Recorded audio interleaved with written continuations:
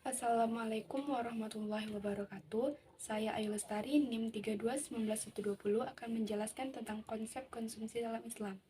Yang pertama-tama perlu kita ketahui apa itu pengertian dari konsumsi.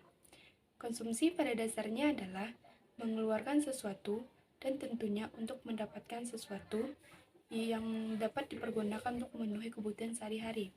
Dalam Islam, mengonsumsi perlu pemikiran matang serta dalam membuat suatu keputusan harus tepat dalam menjalankannya. Karena tanpa hal tersebut akan membuat seseorang muslim dapat kecewa akan apa yang ia konsumsi. Oleh karena itu, dalam konsumsi Islam disebut dengan maslahah. Pembahasan mengenai konsumsi dalam Islam tidak akan terlepas dengan maslahah.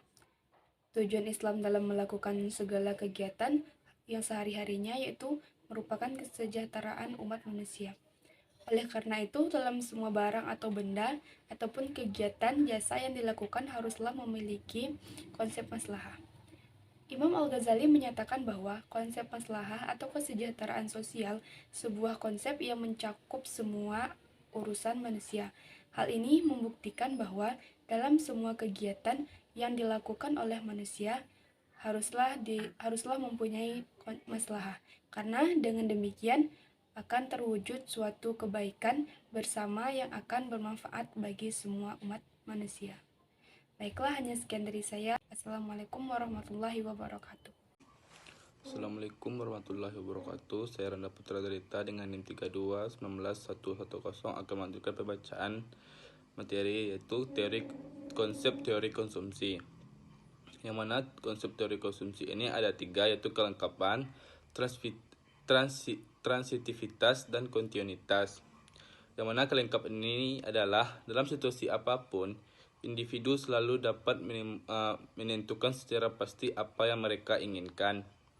Sedangkan transitivitas ini adalah sifat yang bermakna seseorang selalu teguh pendirian, yang mana dalam bahasa fikihnya itu istiqomah, yang mana dalam ekonomi Islam memaksimalkan dengan berlandaskan Al-Quran dan Hadis.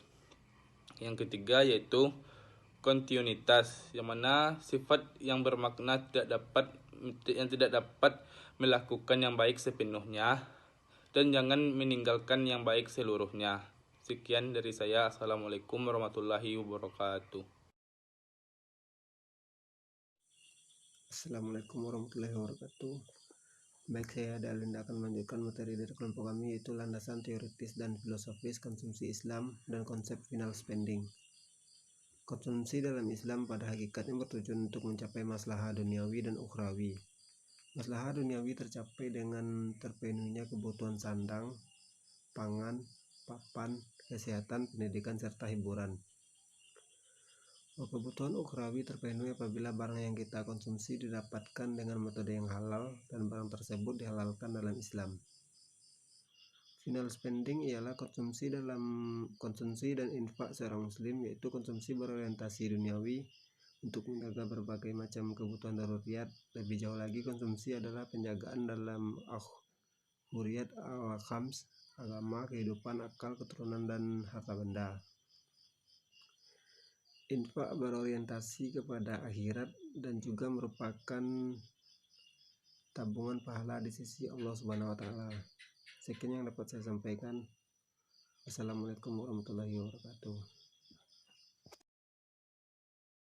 Assalamualaikum warahmatullahi wabarakatuh. Perkenalkan, nama saya Resti dengan NIM 3219107 akan melanjutkan pembacaan materi yaitu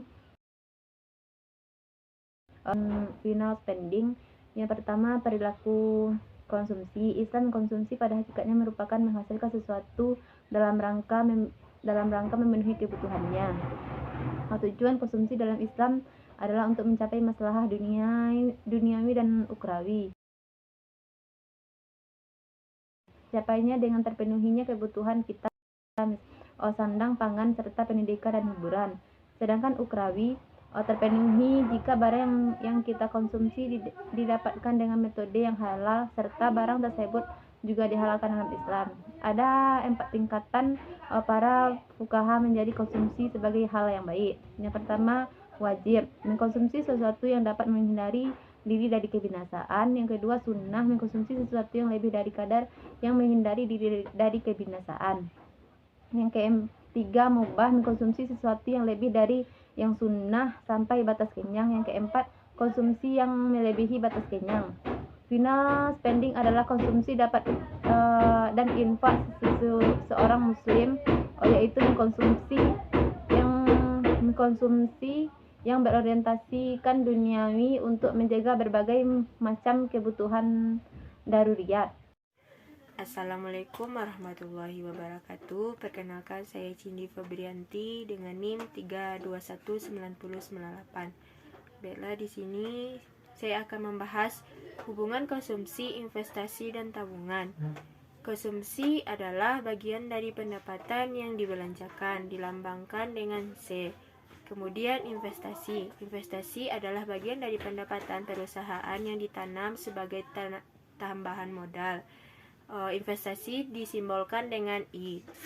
Kemudian tabungan. Tabungan adalah bagian dari pendapatan yang disimpan atau dibelanjakan. Tabungan disimbolkan dengan S. Hubungan antara konsumsi, tabungan, dan investasi yaitu jika konsumsi tinggi, maka tabungan akan rendah. Rendahnya tabungan yang difungsikan sebagai sumber utama lembaga keuangan dalam akan memberi dampak pengurangan jumlah pinjaman yang diberikan kepada pelanggan. Mungkin sekian yang dapat saya sampaikan. Terima kasih. Assalamualaikum warahmatullahi wabarakatuh. Assalamualaikum warahmatullahi wabarakatuh. Saya Nur Laila Fitri NIM 3219108 membahas tentang perbandingan konsep konsumsi Islami dengan konvensional. Saya membahas tentang konsep konsumsi Islami. Konsumsi secara umum diartikan sebagai penggunaan barang dan jasa untuk memenuhi kebutuhan manusia. Dalam pengertian ekonomi Islam, konsumsi memiliki arti yang sama, tetapi memiliki perbedaan dalam setiap yang melengkapinya. Perbedaan yang mendasar dengan konsumsi konvensional adalah tujuan pencapaian dari konsumsi itu sendiri. Cara pencapaiannya harus memenuhi kaidah pedoman syariah Islamiyah. Konsumsi memiliki arti yang sangat besar dalam setiap perekonomian, karena tiada kehidupan bagi manusia tanpa kegiatan konsumsi. Oleh karena itu, kegiatan ekonomi mengarah kepada pemenuhan ketuntunan konsumsi bagi manusia. Sebab pengabaian konsumsi merupakan mengabaikan kehidupan dan juga mengabaikan penegakan manusia terhadap tugasnya dalam kehidupan. Dalam sistem perekonomian, konsumsi memenuhi peran penting. Dengan adanya konsumsi akan mendorong terjadinya produksi dan distribusi. Dalam Islam, konsumsi tidak dapat dipisahkan dari peranan keimanan. Keimanan sangat berpengaruh kepada sifat, kuantitas, dan kualitas konsumsi, baik dalam bentuk material maupun spiritual. Assalamualaikum warahmatullahi wabarakatuh. Baiklah, nama saya Ayu Andira dengan NIM 3219091 akan melanjutkan menjelaskan materi selanjutnya, yaitu tentang perbandingan konsep ekonomi Islami dan konvensional, yang mana yaitu tentang konsumsi konvensional, yaitu adalah pembelajaran atau pengeluaran yang bermanfaat dalam memenuhi kebutuhan hidup secara jasmani yang bertujuan untuk memuaskan kebutuhan manusia. Dan adapun menurut para ahli konvensional, yaitu yang salah satunya yaitu menurut si Blude Veblen, yaitu mengatakan bahwa sikap atau perilaku masyarakat yang dipengaruhi oleh pandangan dan perilaku orang lain. Yang selanjutnya yaitu tentang faktor-faktor yang berpengaruhi dalam konsumsi, yaitu yang pertama distribusi pendapatan nasional, yang kedua banyaknya kekayaan masyarakat, ketiga banyaknya barang-barang ekonomi tahan lama dalam masyarakat.